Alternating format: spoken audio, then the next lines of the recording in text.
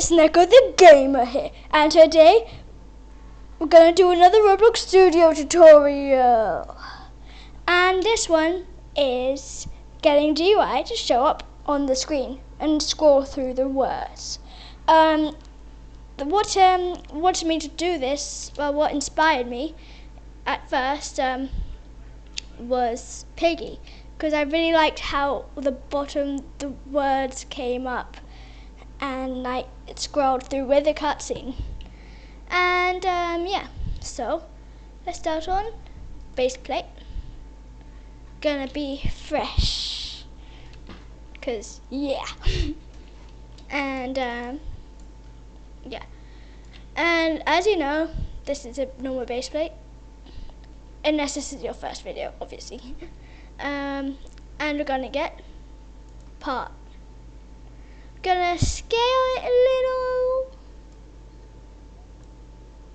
boop, and maybe a bit higher, and go to model, spawn, change spawn a little, and see where we end up from the spawn, because yeah. Okay, like this, that's fine. Press stop, there we go. And we just have to rotate it a little.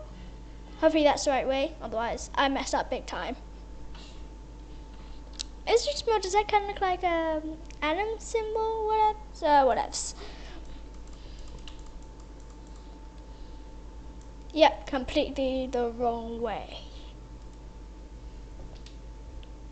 Now I'm gonna need to rotate. Didn't mean the decal.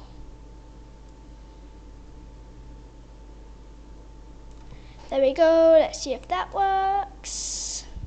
It should, but might not. Okay.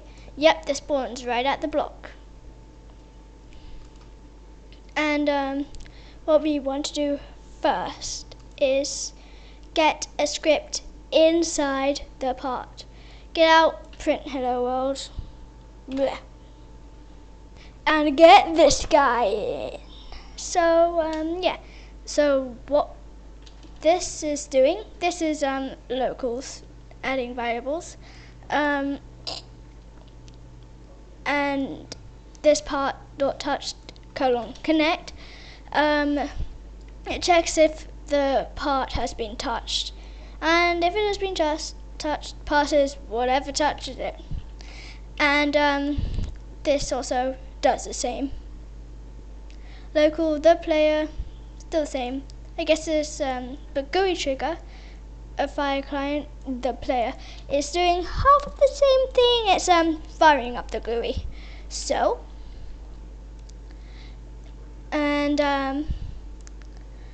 but you're probably asking what GUI.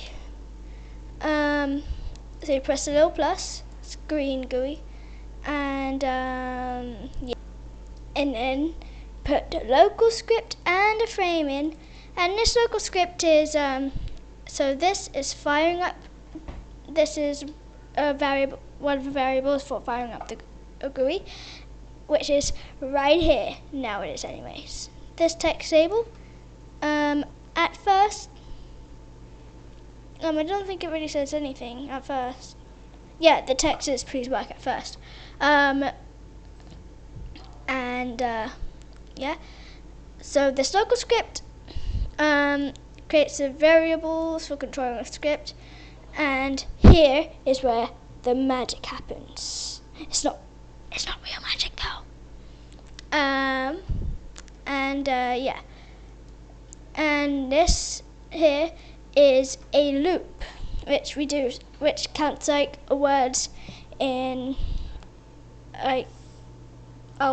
the letters in a word. Like Bob adds 3 letters. It does I over and over until it reaches 3, since you spell Bob with 3 letters, which is B-O-B, Bob.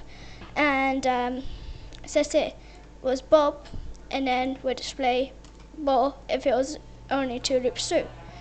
And at first, the first message it's going to display is this: I was flying my plane along when a mountain attacked me. For real. And you're wondering, why these 2 dots? Wouldn't it work without the 2 dots? What are they for? That's what you're probably wondering. And the 2 dots are to wrap it round and bring it to the next line. So it's not like I was flying my plane along when, then it glitches out, then it goes like, mountain attacked me, a for real, yeah. And that's all it's doing for now. That's all. And you're probably wondering why we don't add a script in script service, and that is because it's the part that's being touched, and it would do it for everyone, but it's just that for that individual person which touched it. There. And yeah. But you're probably wondering, why did it say show GUI in some of it? Because it's like show GUI in some bits. Yeah. Actually, it's not right now. I was wondering that, but replicated storage, you have to add a remote event, and then you rename. Boop. You have to be very careful when you press rename because you could delete it. Oh, and those 2 lines, and this means it's commented out to where it ignores it. So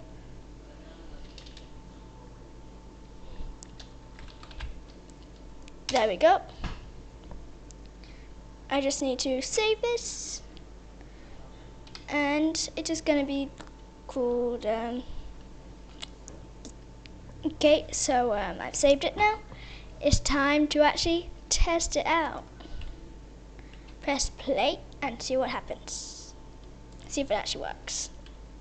And yeah, so let's see it. I was flying my plane along when a mountain attacked me. For real. Yeah, it works. And my name is Alice and I like pizza. That's the next line. Awesome. It works. It triggers whenever you touch it. And yeah. And if you're wondering the reason it's like that, if you're wondering why the text is like that, it's that, but that's because if I turn the frame on visible, its transparency is always 100. Then it would look like this. That's because I've done the background color green and border color red, and the border pixel 7. And you need a player UI bit if it says that, because like when you play, we did it in starter GUI and it is still there, but it normally moves to your character, which in my case is Cat Scientific 1. And if you go to player GUI and screen GUI, has the same local script, the same frame, and the same text label. And that's all in one player. And yeah. Oh, forgot to turn this invisible. But that changes when it happens, when you turn this on, and it says my name is Alice and I like pizza, and it turns off automatically for you. So don't worry if you accidentally leave it on when you test it. You can just go on it, and after it's played, after the down here it's played, then you get it. Oh, and by the way, you don't need to hand type the codes because sometimes that's a bit boring, so I'll leave the codes in the description below. And yeah. So guys, I hope you liked this video. Please like, subscribe, and ding that little bell. And I will see you next time.